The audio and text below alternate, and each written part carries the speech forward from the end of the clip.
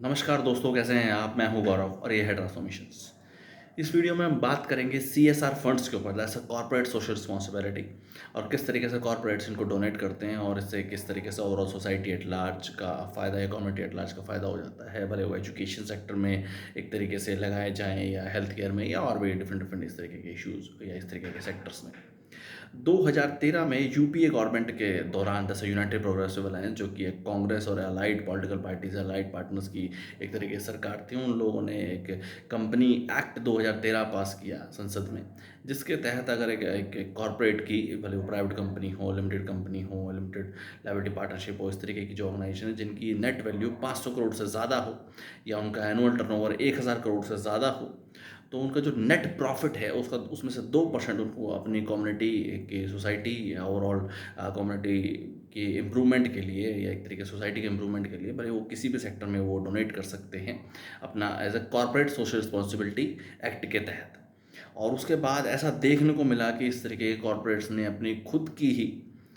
Foundations, NGO या एक तरीके से ऑर्गेनाइजेशन, सेक्शन 8 कंपनीज बनाई, और काफ़ी सारा पैसा ऐसा देखने को मिला कि पिछले 10-12 सालों में इन सब कॉर्पोरेट्स ने उन्हीं सब अपनी फाउंडेशंस में ही ट्रांसफ़र कर लिया। और उसके बाद ऐसा वो अपने डॉक्यूमेंट्स या अपनी डेटा शीट्स या अपनी जो उनकी एनुअल शीट्स आती हैं उसके अंदर दिखाते हैं कि किस तरीके से वो हज़ारों करोड़ हेल्थ केयर में, एजुकेशन में को रेवोल्यूशनाइज करने के लिए, इम्प्रूव करने के लिए लगाते हैं। और ऐसा काफ़ी सारे केसेस में देखने को मिला, सब केसेस में नहीं, काफ़ी सारे केसेस में, कि किस तरीके से इन सब कॉर्पोरेट्स ने अपनी खुद की ही एजुकेशन कॉलेजेस, स्कूल्स, यूनिवर्सिटीज़ बनाई, और उसके बाद ऐसा कोई आम जनता का या मिडिल क्लास जो से बिलोंग करने वाले स्टूडेंट्स या एस्पिरेंट्स का या कॉमन सोसाइटी एट लार्ज का ऐसा कोई उतना फ़ायदा नहीं हो पाया, क्योंकि आज भी उन सब इंस्टीट्यूशंस में, भले वो स्कूली इंस्टीट्यूशंस हो, भले वो हायर एजुकेशन के हों या अपर हायर एजुकेशन के इंस्टीट्यूशंस हो, उन तक पहुँच एक तरीके से अल्ट्रा रिच या रिच फैमिलीज़ के स्टूडेंट्स की ही है, क्योंकि उनकी फ़ीसें 10 lakh, 20 lakh,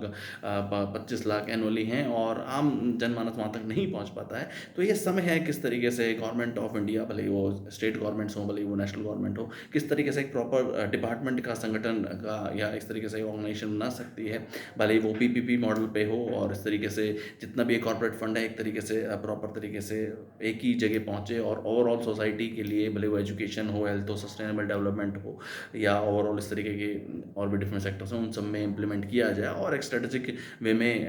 overall progressive development या स्ट्रेटेजिक डेवलपमेंट की नींव रखी जा सके, क्योंकि एक एज एन इंडिविजुअली किस किस एरियाज में इम्प्लीमेंट हो रहा है और ओवरऑल सोसाइटी पे उतना बेनिफिट हो भी पा रहा है, इसका एक कंप्लीट डेटा नहीं निकल के आ पाता। तो इन सब एरियाज़ के लिए एक प्रॉपर डिपार्टमेंट की बहुत बहुत बहुत ज़्यादा ज़रूरत है। जय हिंद, जय भारत।